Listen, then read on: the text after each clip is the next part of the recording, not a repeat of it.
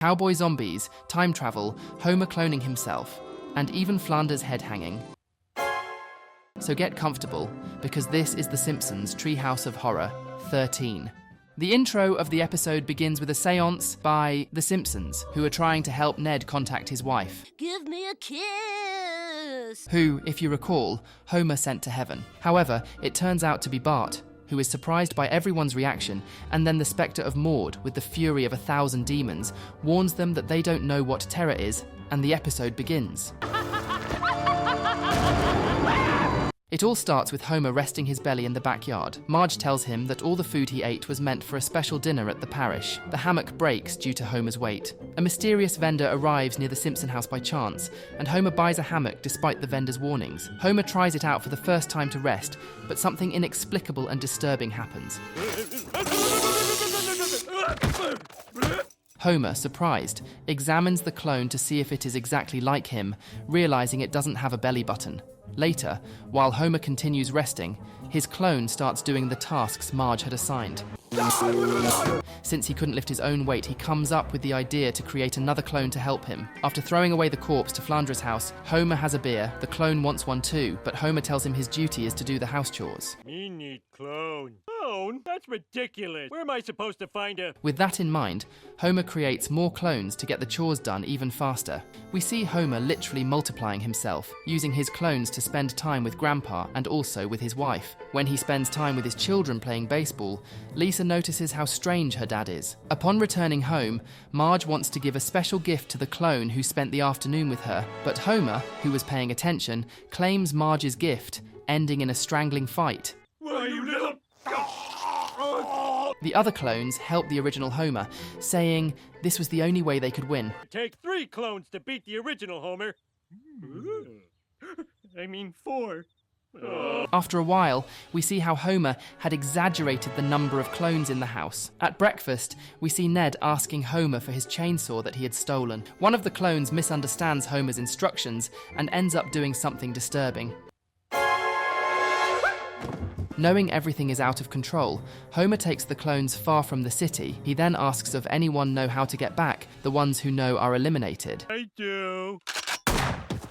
Anybody else? Now trying to be responsible with the hammock, he throws it away, leaving it next to the clones. The clones, with their limited intelligence, take the hammock and continue making clones. With an entire army of Homers, they first ravage poor Gil's cornfield.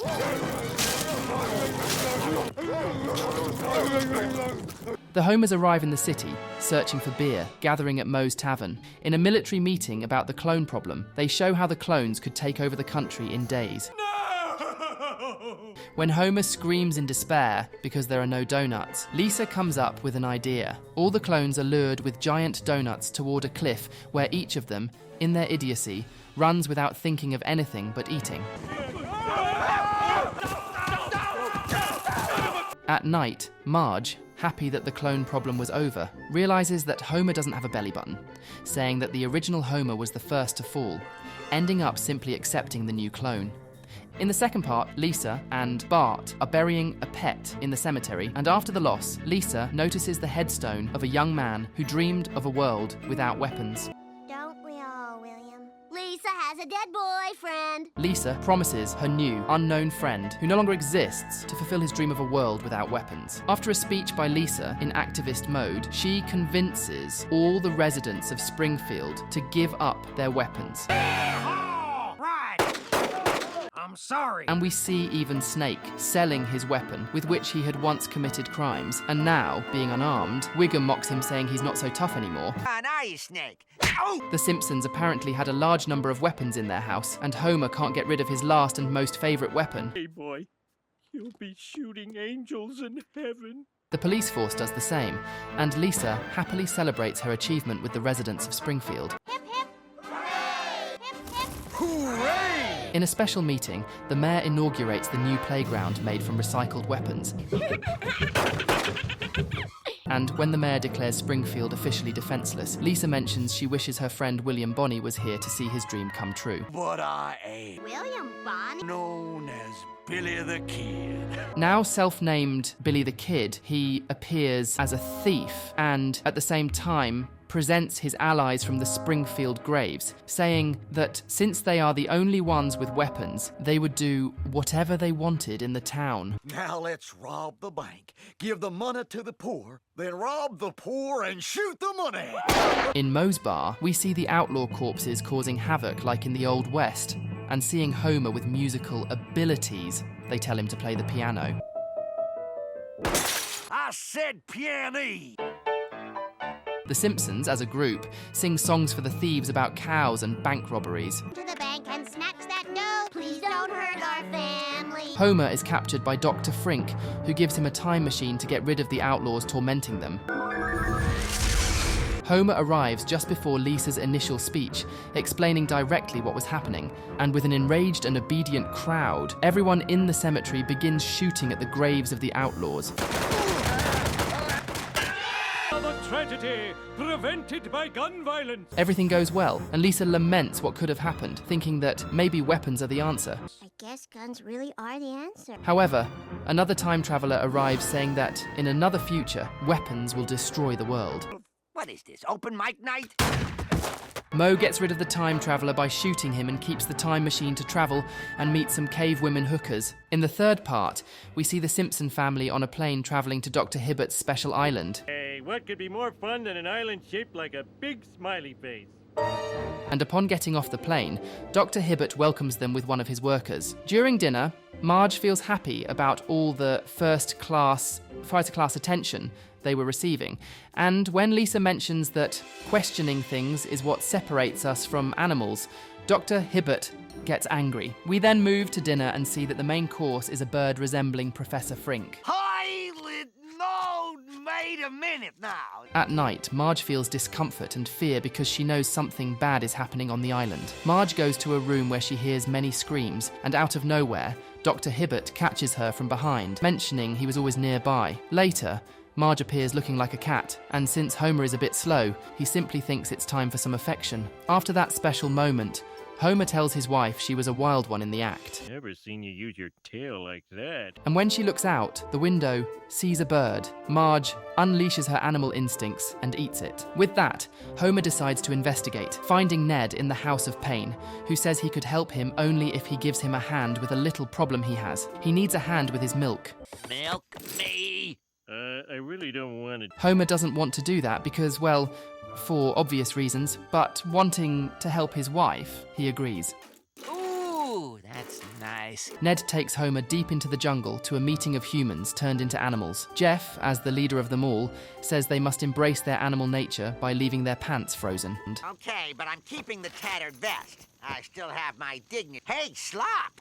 Surprised, tells them he can't believe they abandoned their human lives. We then see Lisa following her animal instincts, trying to eat Maggie. Eat my shorts! And also Bart, half spider, continuing to prank his dad. Homer tries to convince all the human-animal hybrids to fight against the one who turned them into monsters, when suddenly Dr. Hibbert appears, giving them another perspective of what happened according to him. After positive testimonies from some, Me gusto pollen. most begin to believe that their new state is better. Homer tries to convince them, saying that the things they do all day have no purpose. And mate! And roll around in your own filth! And mate! And eat! Where do I sign up? In the end, we see everyone having a good time in a special area for them, where a walrus Homer hasn't been this skinny since high school. You killed my husband? Maggie is possessed by a demon, and everyone must join forces to perform an exorcism that will make you wet your pants. Lisa will travel to a world where her family is perfect, but they are terrifying and have buttons instead of eyes, and a Homer whose greatest pleasure lies in devouring his own flesh. There. This is Treehouse of Horror 28. The episode starts with the opening sequence, The Sweets Hereafter, a parody of Sausage Party. The Simpson family and other characters are candy. Barterfinger is scared he will be taken away. Worry, Barterfinger. You're always the last. Luckily, according to his mother, it is always the last one taken, even after the boxes of stale raisins. Lisa is also safe, because I mean if there is candy, who would take the apple? But she says they might fear there's a razor blade in her, referencing a macabre urban legend. When they are about to take Homer, he sends Grandpa as a sacrifice. Cigarette breath! The next day, only the main characters remain. They are taken to a high shelf along with a chocolate bunny who warns them they will be forgotten forever, just like him. He wishes the earth would swallow him, and instead, Homer takes a bite out of him since chocolate feels nothing anyway. No, God, no! His daughter cannot continue listening to this horror. Dad! So Homer solves this problem. Okay, I'm on it. Ah! Thank you. Subsequently, the whole family devours him, thus presenting the episode and moving on to the first segment.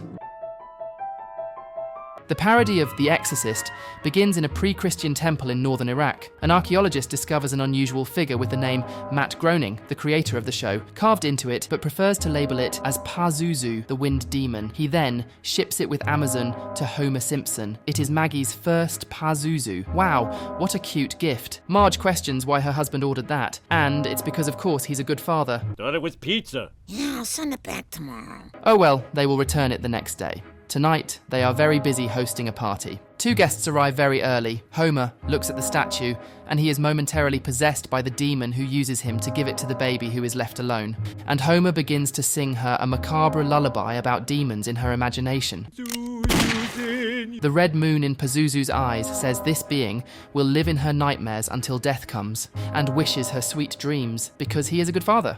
Sweet dreams, Maggie. Everyone is having a good time at the party until Maggie speaks her first words. No one leaves alive. First words. Oh, so cute. Lenny tries to record her, and Helen is the first to identify her as a demon. But that's not the worst part of the party. The soda is generic, a total failure, so better sending her to sleep, a relief for the blue-haired woman. But panic for the rest, who will not be able to leave the house. Even the computer shuts down. But not all is lost. They still have alcohol, which in no time Homer's tries to drink, and instead pours into Lenny's soup that no one wanted. Dr. Hibbert approaches Maggie only to be burnt by Maggie, who claims he is having an affair with his nurse. He puts a thermometer in his mouth to shut her up, and it reads 179 degrees, making him another victim, although if she didn't do it, his wife would for being an adulterer. They need to perform an exorcism, but bad news. Reverend Lovejoy was never taught how to do it. Apparently, he is only trained to collect tithes. But anyways, Flanders is the right man for the job, but he gets bombarded with phone hits and has a toy car shoved in his mouth. The police are here.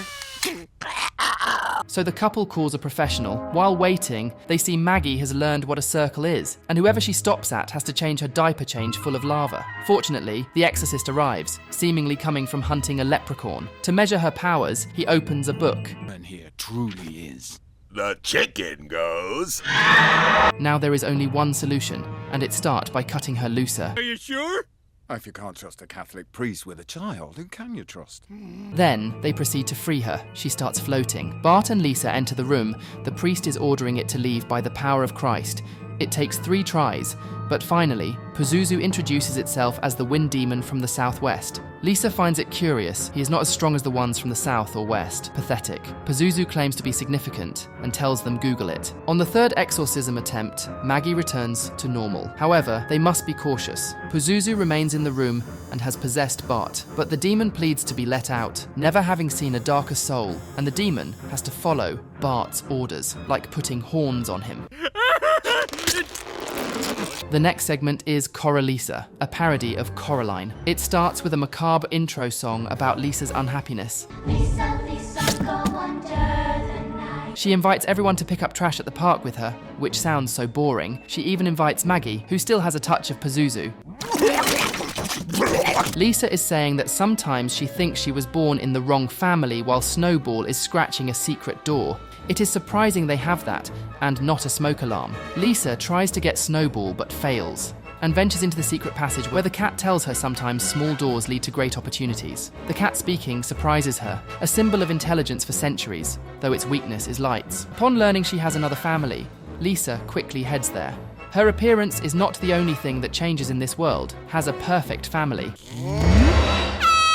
Not everyone there has button eyes, some have button mouths, returning to the perfect family thing. They do love jazz, they are good at playing, but not better than her.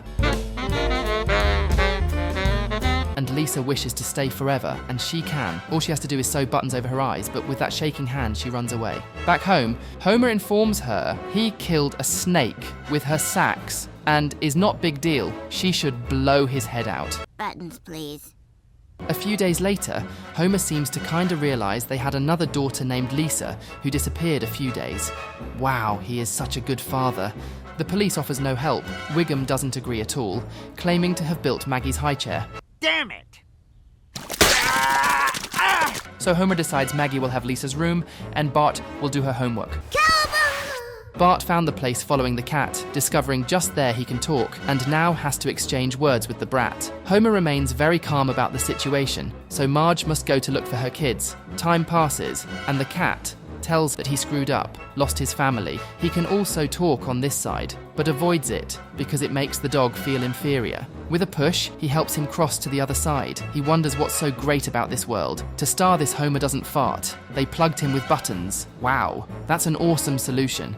If he wants, they can put him some, while they chat and watch TV, what his father loves, an excuse to be lazy. For such a lack of respect, he attacks Bart, but he ends up ripping off his neck. Homer from that world tries to avenge him, but can't, since I guess you can't see anything with buttons on your eyes. So he trips and falls on some scissors, unleashing the wrath of the other Marge. You killed my husband? Homer has everything just the way he wants, including a Homer that goes to school meetings. When he arrives with bad news because of Bart's family drawing, they'll have visits from a social worker and an exterminator. But the ugly Marge is ready. I'll be ready. The little girl learned that no matter how bad things are, they can get much worse, but at least someone sewed Nelson's mouth shut. Lisa presents the third segment and warns us that it's something so disgusting that the audience will have to watch Game of Thrones to calm down. This is a parody of the book by Stephen King survivor type. It starts with Homer saying goodbye to his family. They go to Ohio, yes, Ohio, with Patty and Selma, while he stays working all alone. If it's that bad, they could stay, but nah, he quickly sends them off. Now he doesn't have a second to lose and starts singing about how happy he is, how much he enjoys eating very well and brushing with mayonnaise, which is honestly quite disgusting. The problem comes when supplies run out, there are only vegetables and miraculously a frozen sausage. Poor thing was forgotten and cold, so he warms it up. The dog wants some of that. The problem is it's still frozen. The knife slips and he slices his finger, and in the distraction, he lost the sausage. Instead, something very, very similar remains. He's tempted to eat it, but it would be a sin, and it's not well cooked. But sometimes a man must do the unimaginable. There. Oh. Marge writes to him to know if he's okay, and he couldn't be better. It makes sense to have such good taste since he eats more and exercises less than a succulent pig. But Homer convinces himself is fine, since he has many more fingers. While he's savouring, Ned invites him to eat, so the dog doesn't steal the food again. He locks it with a padlock. What's strange is he doesn't stop complaining about the steak's taste, telling Flanders he's become a Megan. Do you have any spaghetti with my balls? Meatballs? Megan, my balls? Imagining himself in the turkey's place, he has more delicious meat in his finger than him on his entire table. Immediately starts slicing parts of his body. He can get something from anywhere.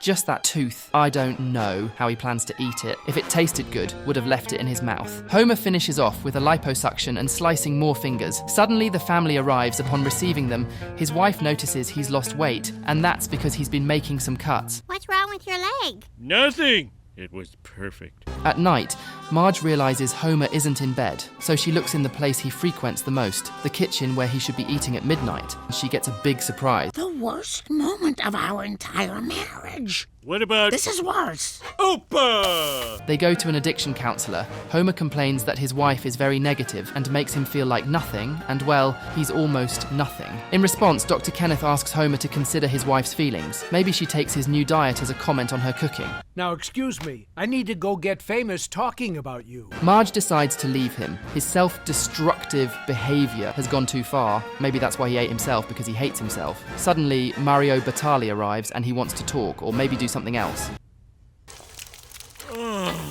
The rest of the Simpson family moves to some condos. There they receive a letter from Homer in which he says he loves them a lot and has found a way to earn their forgiveness. He asks them to come home. Batali gives them a message from Homer. I've failed as a man, but I have succeeded as an ingredient.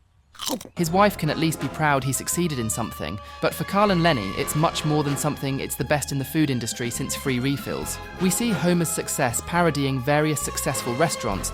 He really transformed the food industry, leaving the question of how did they get so much meat from Homer. They mixed in some Barney, comic book guy, and horse. Horse? From above, Homer asks Jesus if he knows what it feels like for everyone to eat your body while he continues eating his wings. Young Homer and his friends are terrorized by the mysterious disappearance of some kids. A group of best friends will investigate what happened and face their biggest fears, so get comfortable because this is... Just starting off, we're taken 27 years into the past. Little Barney goes out to play with his boat after finishing his milk. Barney, did you finish your milk? Yes, Ma. He loves being in the rain until his boat gets swept into a drain. There, he encounters Crusto, who introduces himself as the funniest clown in the world. Barney tells him that if he has to introduce himself as the funniest clown in the world, it's because he isn't. People who have to tell you they're funny usually aren't. Yeah, that makes sense to me. He asks him to give back his boat and stop bothering him. Crusto responds that Barney should just come closer and take it, but then some Hugofangs come out, and basically F for little Barney. Then we move on to a boy named Homer who is riding his bike around town. It turns out he's putting up missing person notes looking for Barney, but we see that a lot of kids are disappearing. He hears a woman saying that her son didn't come home, and that makes her happy. One less mouth to feed. Kids still missing. They disappear so fast. Homer, worried, hurries on his bike, but falls into a trap set by the bullies, who are Skinner the inspector, the music teacher, and they're very wild. In that moment, Homer sees the evil clown, which scares him a lot, and he manages to escape. The other thugs chase him in the worst possible way. After him!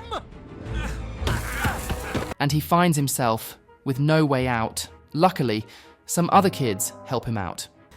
Step away from the whimpering coward. They have a big fight, but since they're losing, they ask Marge for help. As she's a great thrower, she hits a sick headshot and scares the big girls away. Homer thanks her and says he's seen them before, that they're the kids from school. They introduce themselves as the comic book guy. Moe, who here they call him Tomboy, and the one black kid in all Maine. They call themselves the Losers Club. They invite him to their hideout, but first... FYI, new guy, I called dibs on Marge in the 2nd grade. The comic book guy tells Homer that Marge is taken, so he should find his own girl. Once inside, we see they have everything. At this moment, Homer tells them he saw a wicked clown. Marge says she saw it too when she was in the bathroom painting her nails, although she was actually removing her mustache. Suddenly, the water stopped flowing, and the clown appeared, flooding the bathroom. Her sisters came in to make fun of her, and she says the clown knew her biggest fear was being underwater. Moe says he also saw the clown once, while he was playing. It approached him like a puppet, telling him it would now be his father. I went on a date with your mother last night. And if he didn't believe it, he should ask his mother, which made him very sad. Carl says he was reading in his room when the clown appeared to kiss him. The comic book guy says he saw it too, but stops talking there. Homer mentions that this clown must have taken all the missing kids. Marge tells them that they will have to investigate, so they head to the clown's archives. Everyone starts reading there.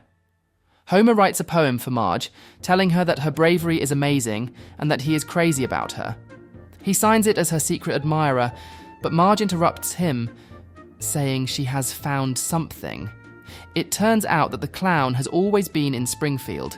He had a show called The Hour of Krusty the Clown, and Homer shows photos of Crusto from different periods in history as the protagonist of his comedy show, despite never actually being funny. For some strange reason, they know he comes back every 27 years. Suddenly he comes out of the screen. Luckily he gets stuck, like he was a stepmom in an adult film. However, he grabs the comic book guy and says he's going to eat him. I don't feel guilty when I eat a fat kid. Marge has some scissors, and Homer uses them to puncture his face, but instead of stopping him, it makes him bigger and much stronger. However, Marge disconnects the TV, and the problem is solved. I don't want to die and be buried in a kid coffin. Moe is very scared and says he never wants to see that horrible clown again. Marge tells him to relax, that if they could hurt him, it means they can send him to heaven. They quickly go to the hideout to arm themselves and fight. They take their stuff, but the comic book guy sees the letter Homer wrote. That makes him very angry. Meanwhile, we go to Crusto's home, who is affiliated with Fox. Upon entering a mysterious box of free candies, Homer, being Homer, goes for it. But the horrible clown comes out from behind the box and they start attacking him. The bad part is that it does not hurt him at all. He says he is totally invincible and that no one can do anything to him, but he trips over some marbles. Immediately, many unexpected and goofy accidents start happening to him, until, after several minutes, he falls to the ground. The kids laugh, which excites the clown, since, in all his years of life, he had never heard the beautiful and honest sound of laughter, so he quickly starts performing all of his jokes. The kids laugh even more, and ask him to eat some firecrackers as a great joke. He agrees, but something strange happens. Little by little, he starts transforming. No, you tricked me! He tells them they are cheater losers and will pay for this, and then he leaves. The kids are happy with their victory. That afternoon, they promise that if the clown comes back in 27 years, they will join forces again to defeat him, no matter where they are, and they all agree. Then they jump into the water to swim. At that moment, Marge kisses the comic book guy and tells him she loved the letter he wrote and asks him to kiss her for the rest of the summer. Kiss me for the rest of the summer. This makes Homer very sad, as he says he lost the love of his life and she will never love him again. I think mine just ended. Truly, one of the saddest moments in history. We move 27 years into the future, and the bullies stop at the cake shop to mock the worker, but someone mysteriously hits an insane headshot that leaves Jumbo with no face. Of course, this mysterious one being Crusto. Meanwhile, in the tavern, Doe's Lenny goes out with his best friend Hans Moleman and the waiter, who is Homer. On the news, he learns that the town's delinquent children have gone to heaven in a strange and very funny way. At that moment, the bartender realizes that 27 years have passed. So the clown has returned, and the losers must reunite. He wonders what happened to his friends, and if they are losers like him. It turns out that Moe is a star, and specializes in singing with his puppet. At the end of the show, he is informed that he received a message from his hometown about some childhood pact. Carl is about to travel to the moon, but his pact is much more important, so he gets off, excited upon hearing Homer's voice, now the director of a very successful company. Homer responds that he is doing very well, and they both want to get rid of Krusty. We see that he has a couple of children. Bart, a very intelligent boy who likes music but is quite annoying, and Lisa, a rebel who likes to make a lot of jokes and is everyone's favourite. Bart asks what's next, but his father replies that he's a loser they met at his old home and they'll never go back there. At night, Marge reproaches him, saying they made a promise that they have to go back to finish off the clown, showing him the poem that unified their love. The comic book guy tells her that they are adults now and it's better to stay and take care of their kids. But then Marge responds that he is cowardly, and it turns out it's the crazy clown heading towards Bart. It was all a nightmare. He tells Marge that he saw the clown, but she has already left, leaving a letter saying she went to meet with her friends. In the next scene, we see the losers still together after 27 years. They all start saying that they have to fight the clown, but they are scared. Marge comments that when she needs courage, she reads the poem the comic book guy wrote when they were young, and thanks to that letter, she fell in love with him. Homer says she must know something very important about that letter. But at that moment, their kids arrive, having come with their father to return home. Marge asks the kids to go to the car because she needs to yell at their dad. The bad thing is that when they leave, Lisa takes her brother for a walk around the neighborhood. They both end up watching TV. Then the clown calls them all, saying he has a new show they must see before they leave. They call for help, and suddenly their phones explode. Homer tells them to relax and save the kids because now it's personal. They quickly head to their old establishment. Carl says it smells like failure, and to be alert because the clown must be nearby. They find the kids, and Marge runs towards them, but Crusto appears, welcoming them and making the souls of the lost kids laugh at him, which gives him a lot of power. Homer tells him that he is not afraid of him, that they are all successful now. Carl is from NASA, Marge is a businesswoman, and he is the most famous virgin in the world, and he no longer has power over them, having overcome their childhood fears. The clown responds that there's something worse for adults, and that is anxiety. Suddenly, all these problems start surfacing.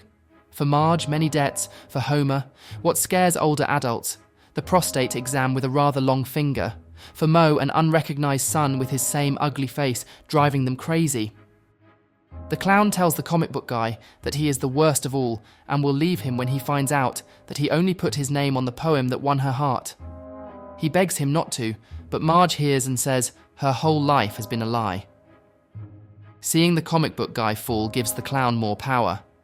Bart says that it seems like he gets his powers from his audience, so they decide to destroy the sign. Homer takes a rock and gives it to Marge, telling her that only she can do it and save everyone like when she saved Homer from the bullies back when they were kids. As he recites the poem he wrote for her, adding that he is still crazy about her, she becomes more motivated to throw it.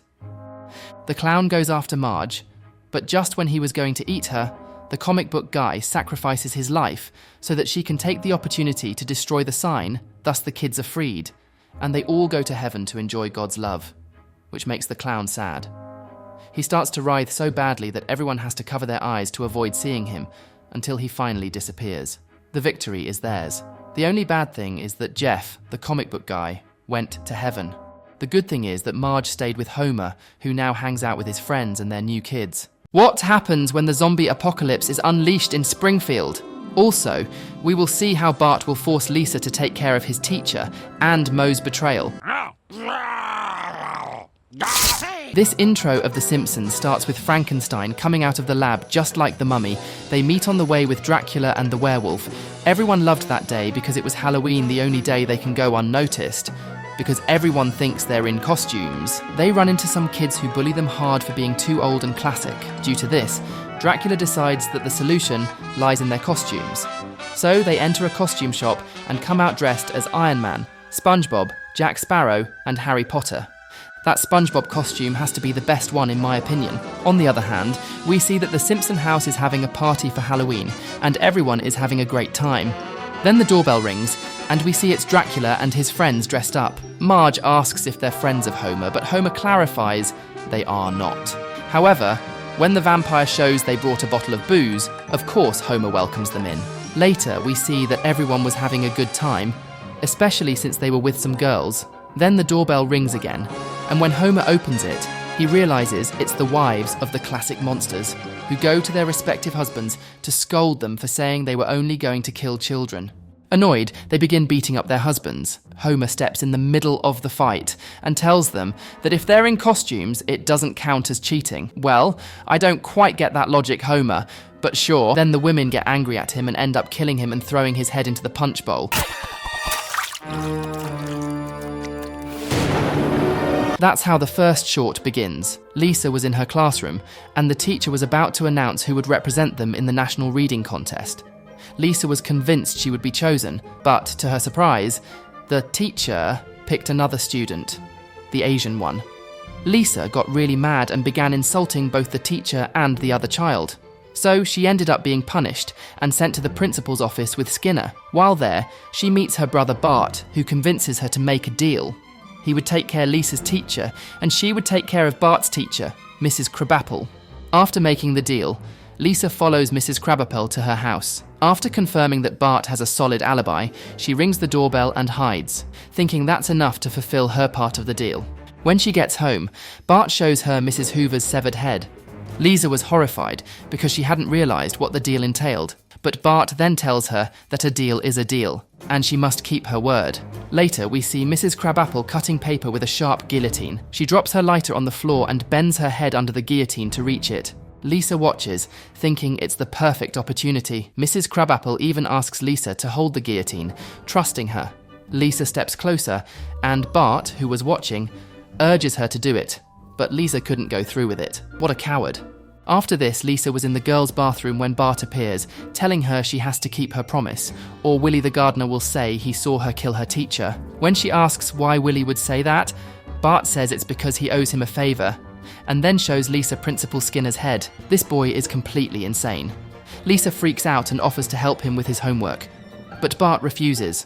So, Lisa suddenly grabs the knife from Skinner's head and thrusts it into Bart. With no other choice, she tries to kill him.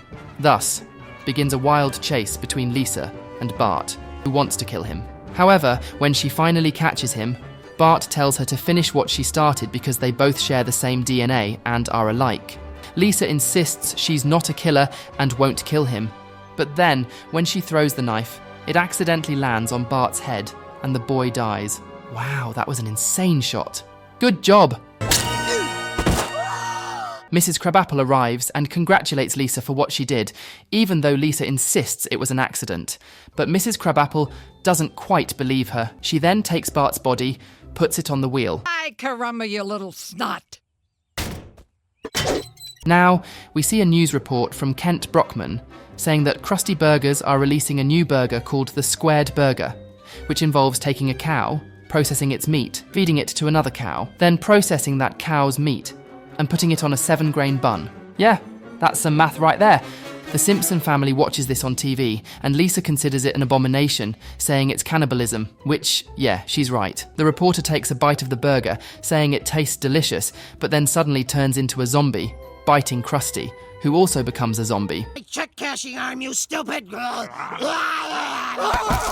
This sparks a zombie apocalypse in Springfield. 28 days later, the city is destroyed, and zombies rule everything. A little tip, you might want to wash me before you eat me. The Simpson family watches from their house, safely locked inside. Even Homer refuses to let his father in, fearing he might infect them.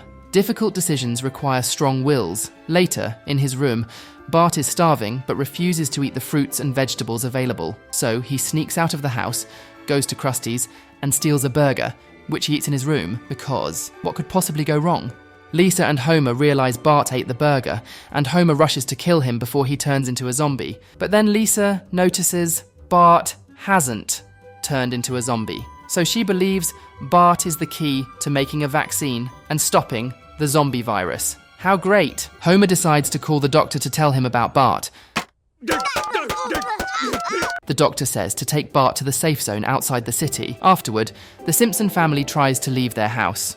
So they got to be really careful to avoid getting detected. Oh man, that breeze feels good. After Homer's lack of discretion, the zombies enter and attack them. Just when they seem trapped, Apu appears in a massive truck and rescues the family, planning to take Bart to safety. After Marge kills Lisa's godmother, the former convenience store owner crashes the truck while trying to reach the safe zone, leaving them stranded on a pile of cars. They have to push the truck, and Apu sacrifices himself to help Bart escape. Where are you going? You're supposed to stop at the bottom and wait for me. The family continues, but eventually, the truck runs out of gas, and they have to walk. Homer strays from the group when he sees his boss, who appears dead, but wakes up and bites him, turning Homer into a zombie. Homer returns to his family, and they realize he's a zombie. Bart grabs the shotgun to put him down, but Marge stops him, saying that once they reach the safe zone and find a cure, they can help Homer. Marge, with her kids and zombie Homer, arrives at the safe zone, where everyone starts worshipping Bart as the chosen one. The problem arises when one of the leaders says they need to drink Bart's blood and eat him to survive. But Marge stops them, saying it's sick to eat the blood of their saviour. Who would do such a thing? She believes there must be another solution. Much, much later, we see that the pandemic has ended, and the solution was to bathe Bart in the food of all of Springfield. Wow. Hey, Lise, want some soup? Now, we see Moe's Tavern, where the man is hosting a musical, while Homer and Marge are getting cozy in the corner. While Moe sings, he says his mother told him he was too ugly to hug. Pog. And meanwhile, Barney attempts to drink some beer Moe brewed himself, but the pipes aren't working.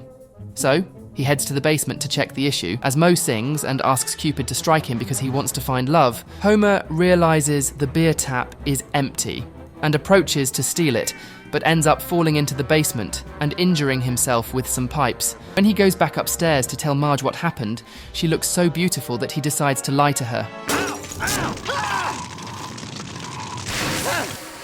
telling her that Homer ran away and left her. To try to ease Marge's pain and distract her, Moe offers her a beer, but in the liquid, just by chance, a drop of Homer's blood falls in, which causes Marge, when she drinks it, to like it a lot, so much that she starts singing, since the beer makes her feel quite happy and makes her want more. Then, there are some comments from the audience of the musical, including some aliens. The second act begins. Here we see Marge in Moe's tavern, and the man tells her that Homer has been missing for a week, and that he bathed and put on cologne. Marge, still sad, tells him she's still waiting for her beloved to return. Then, Moe hands her a handwritten letter, telling her it's from Homer. The letter says that her children will need a father, and the reason for his departure is that he was gay. This confession surprises Marge, and just then, Homer appears and also starts singing, reaffirming how gay he is. Wow. After this song, imagined by Moe most likely, he asks Marge to give him an answer about being together. So, Moe serves the woman a bit of beer, but it's still missing the secret ingredient, Homer's blood. When Moe goes downstairs to get some, he sees the crew changing costumes, so he has to improvise and invites everyone to subscribe to this channel. The scene continues with Moe squeezing more blood out of poor Homer. Moe gives Marge the beer with the secret ingredient, and the woman loves it so much that she immediately forgets Homer. The thing is, Homer saw what Moe was doing with Marge all along, so Homer comes out of the basement, still with the beer tank stuck to him, and he finishes off Moe and finally reunites with his beloved, who now accepts him as half beer and half man. Finally, the entire cast says goodbye. I really liked this episode, especially seeing the family trying to survive a Springfield invaded by zombies,